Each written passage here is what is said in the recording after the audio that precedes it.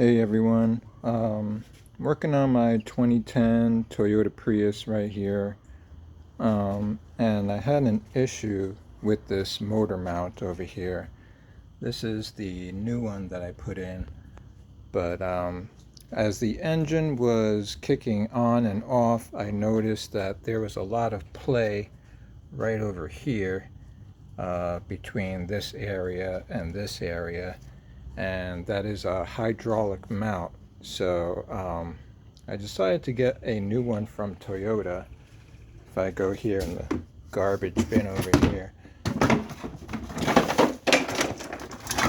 show you the old one. So if you can see right there, there's a lot of play. I could wiggle it around, up and down, side to side. That's not supposed to happen. The new mount that I got had absolutely no play in that joint, and I did opt for the Toyota OEM one. It came about 2 days from my local Toyota dealership. I ordered it online and then I went to go and pick it up in person. It came out to like $160. Um, it's a pain in the butt to get this in, so I didn't want to go the cheap route of other mounts like from Anchor and Wesco. I know that they have warranties from the AutoZones and stuff like that, but I didn't want to go that route, so I got the Toyota OEM one. So let me give you like a quick overview on what's involved with this job. So basically, I guess what you want to do first is go over here, take this hubcap off the wheel, take the whole wheel off, after jacking it, of course, and putting it on jack stands to secure it. You're going to do that because you have to get in there actually, with another jack. So you got to have a second jack with a wood block between the jack and the engine, and what you're going to do is support the oil pan on the jack. So a little bit of information. Some people have a splash pan under there that covers the entire engine, including the oil pan. Mine, I think there was a flap that might have been removed or cut off or whatever, just fell off. So I didn't have a cover on the oil pan, so it was pretty easy to put in a jack and a block and support it, because you don't want it dropping when you take off this engine mount. This is the right hand engine mount. So basically after you do that, you support it. You're going to come over here to this area. What I found easiest to do after doing the whole process is to take this off first. There's like a little tab right here that you just pull towards you, and as you're pulling this towards you, you want to push this out. I noticed that there was some rust on mine, so it might not just slip right off, but trust me, if you do pull this tab, this will go out like that. Even if you have to push it a little bit, you might even break it. Then that's basically to have this hose loose so you can wiggle this unit out. So once you got that off, you can unclip this hose as well, and you're going to take off 3 10mm bolts over there. Power tools work wonders in these circumstances. Just make sure it's on the loosen setting. So once you do that, you're gonna have to do a lot of wiggling and moving around, but basically you're gonna take this whole unit and kind of come out with it. It's not secured over here, at least not on my car. There's simply a foam ring sealing it to the rest of the intake. So once you remove those 3 bolts, it will literally just come right out. You do have this wire mounted to this. I guess if it was a good clip, it would look different, but I think mine is broken, so it basically just had a zip tie and some electrical tape. Maybe yours does as well. You just want to take that tape or zip tie off to loosen that wire, and then take this whole thing out. So after you do that, there's a couple of brackets that you're going to have to loosen. One is directly underneath this tube, so I can't really show you that well, but see if I can. Okay. Yes, it's like under there somewhere, and it's a 10 millimeter, so you want to loosen that bolt that's under there. You'll also want to loosen this bracket. There's a 10 millimeter bolt there.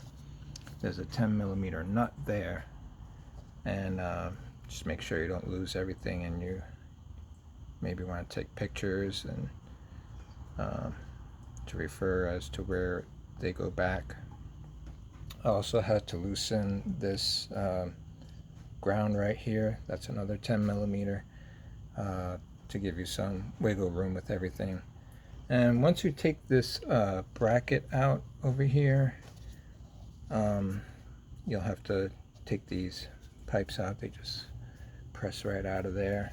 Take this, press that out of the bracket right there, and this whole bracket will come right out. Set that to the side. Try to keep the bolts and the nuts in the corresponding spots so that you don't lose them or mismatch them. I also loosened this coolant tank reservoir. This bolt right here and this bolt right here, those are 10 millimeters, and that will help you to take this mount out when you're ready. So after you get all that done, it will be time to take out the mount, which is over here. You don't need to touch this bolt right here, okay? All you need to do is remove this one, this nut. There's 3 bolts that anchor it to the frame of the car. There's one right down there, a little rusty. There's one, I don't know if you can see it, but right there, okay, it's anchoring the mount at that black point to the silver point. And there's one more down there. I don't know if you can see it, but see if I get my finger, but basically right down there, that rusty bolt. And once you get all this stuff out, these bolts will be a lot easier to access. It looks kind of hidden and hard, but it'll be very easy once you follow the steps. One thing I want to mention that was driving me absolutely nuts, I don't know if you can see drill filings all over the place, but when I was looking at this area right here, I thought that that was a sheared off bolt from someone trying to do this job before me and failing. That is not a bolt that was broken off. That is a stud bolt that's going from here through this bracket and to the other side of the mount bracket. There is a nut underneath on this stud Okay, it's under there, and once you get all this stuff off, you know, the air intake and everything, you'll have fairly good access to it. It is a 17 millimeter nut.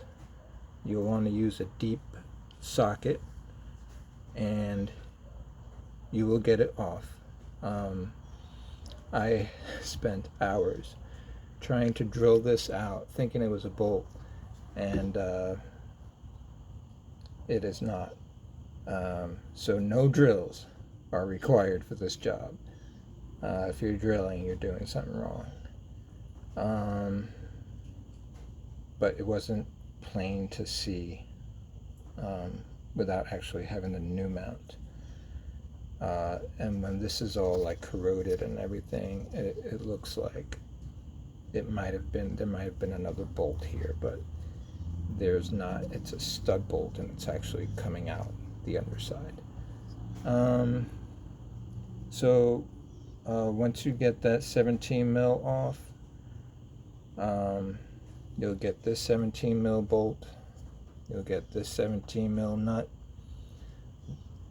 This nut is on an 8 millimeter stud bolt, which is right here. So that's an 8 mil. You'll have to remove that as well. Then the mount should be loose. After that, it should be physically loose. On yours, you know, depending on where you are, there might be some rust. You might need to tap a little bit. But if you find yourself like really hacking away at it, then you missed something. Once you get all those bolts off, it will be a little bit of a job to wiggle it out. It wasn't that bad, assuming that you loosened up the reservoir and those brackets, and you know, these AC lines are kind of loose. It really shouldn't be too difficult to wiggle it out. It does have a few arms, so just be careful, you know, don't gorilla it out, because you might break some of these electrical lines or hoses and stuff like that over here, and you want to keep the job going with as little collateral damage as possible. So yep, that's it as far as this job is concerned, and I hope you learned something from it. This is for the 2010, probably the 2015 Toyota Prius. That's the 5-door hatch. I'm not sure what it's like on the